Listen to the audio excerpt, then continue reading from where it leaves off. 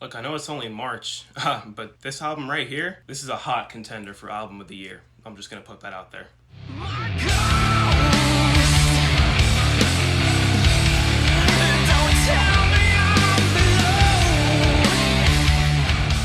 What is going on, ladies and gentlemen? My name is Sammy. Thank you for stopping by, and welcome to my review of Chevelle's NIRATIAS, short for Nothing is Real, and This is a Simulation. Now, Chevelle is a band that I've been following for a decent amount of time now. I used to only know like the singles like The Red and Send the Pain Below, Well Enough Alone, those kinds of songs off their earlier work on Wonder What's Next, Venacera, those albums. And Chevelle, to me, the more I listened to them, the more they struck me as a band that just kind of figured out their sound early on, never really strayed too much from said sound, and have put out consistent album after consistent album. They've put out some solid work. There's not a single weak link in their discography. They established themselves as a heavy-hitting hard rock group, emerged in 1998 with Point Number One, which really kind of seems more like a bunch of demo tracks than an actual solid debut album. And then from there came out with Wonder What's Next and quickly solidified themselves as a consistent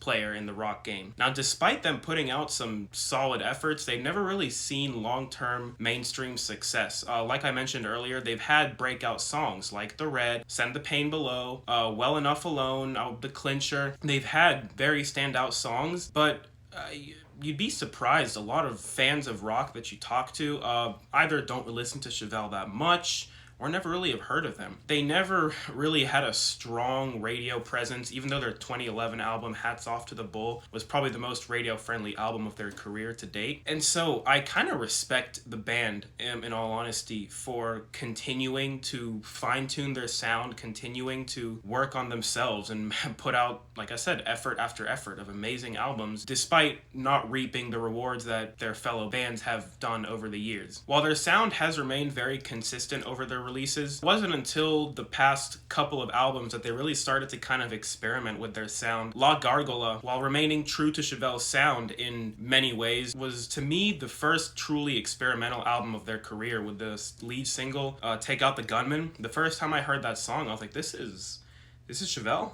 I liked it. It was a great song. Many tracks on that album stand out to me as being experimental, as being kind of different from what you'd find on their other work. The song An Island, the opener Ouija Board, tons of songs on that album, along with the closer Twinge, really stuck out to me. La Gargola proved to be a very successful experimental effort. They would continue the slight shift in sound with their 2016 album The North Corridor, which was probably their heaviest work to date. And while I don't dislike the album, in fact I don't dislike any Chevelle album, it's not one of my favorites because the heavy sound that they go for in that album, while done well, is I think done better by the bands they're borrowing it from. You know, Chevelle's got their share of influences. You know, the Tool influence is probably the most prevalent one, and they've always kind of worn those influences on their sleeve, but never too much. I mean, their sound is still distinctly theirs. It's still distinctly Chevelle's sound. So I'm not saying The North Corridor was like lackluster or anything, but there are really only a couple of tracks on there that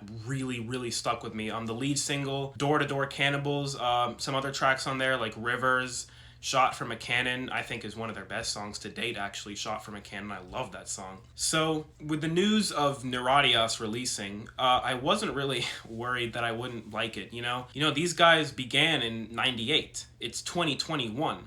I should have every reason to think that, oh, these guys are washed up by now. This album is just going to be a flop.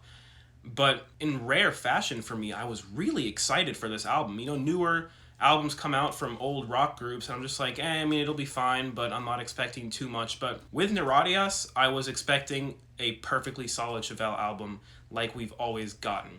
When the lead single dropped, Self-Destructor, my hopes were basically confirmed. Self-Destructor is an incredible song, one of the best songs on the album, which I don't really usually like calling the singles the best songs on the album, but Self-Destructor was a good choice to be released as a single. Just an aside before we get into the full discussion about this album, it's funny that the band discussed having like writer's block for this record. They discussed being like kind of conflicted about where to go with the themes and the sound, and they've even said if fans don't like this album, they'll just stop making music.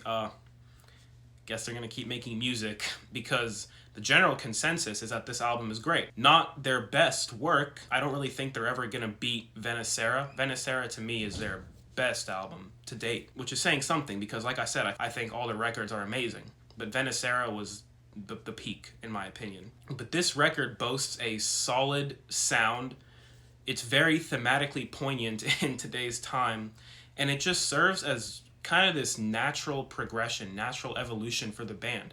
Like I said, La Gargola and The North Corridor kind of began this trend of experimentation for the band, and with this release, they take things to a much more melodic atmosphere. They bring up some interludes. The opening track to this is a full instrumental, which I don't think any of their albums have done in the past. Correct me if I'm wrong, but I don't think so. And they have like songs that lead into the next song.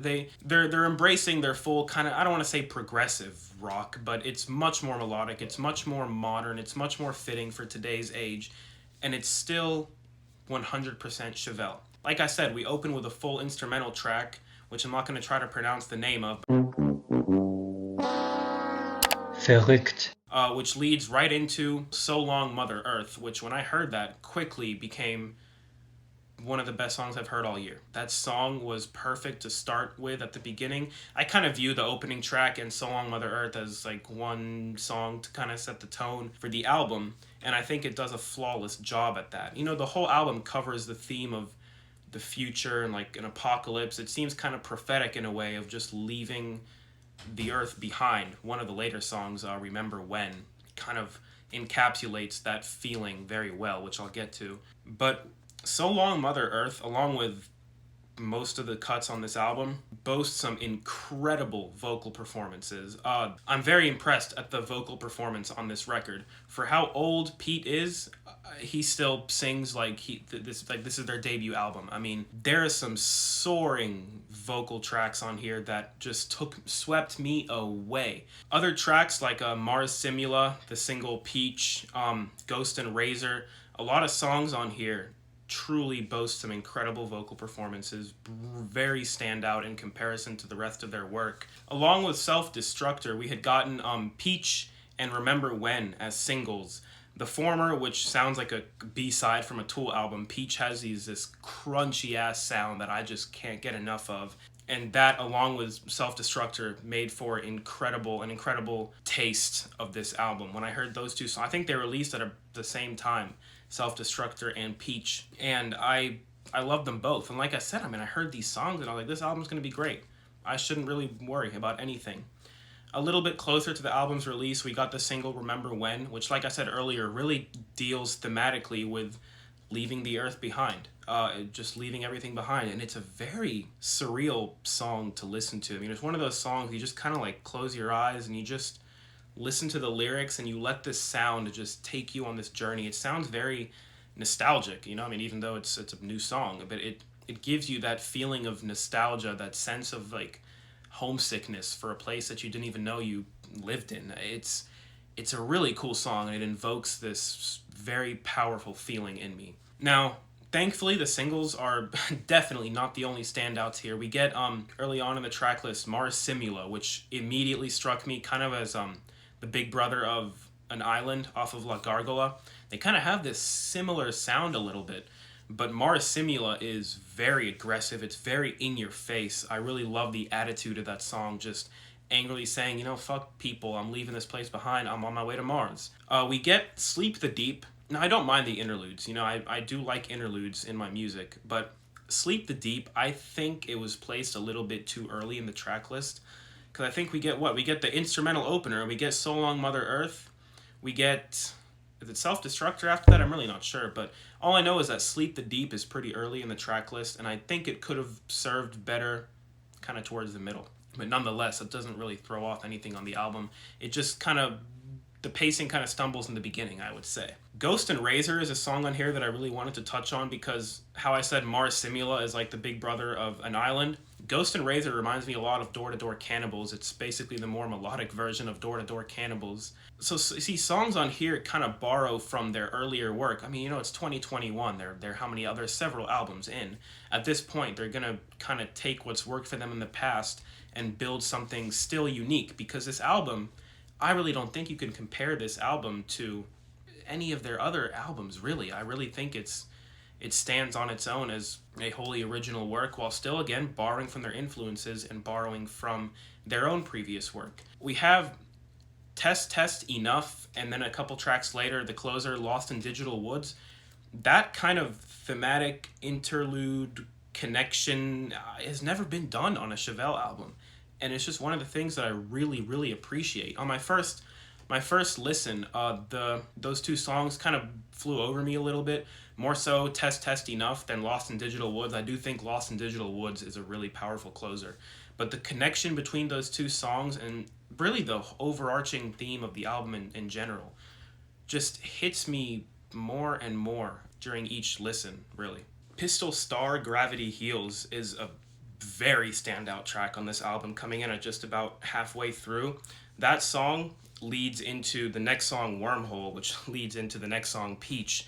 Those three songs together are kind of this like really cool experience for me. Like after my first listen, and I'm going back and listening to the songs that I really like and kind of piecing the themes together and such, I will not play Pistol Star without ending with Peach. I think that journey, that experience is awesome. I mean, it's clearly a Tool thing that Chevelle kind of just drew upon.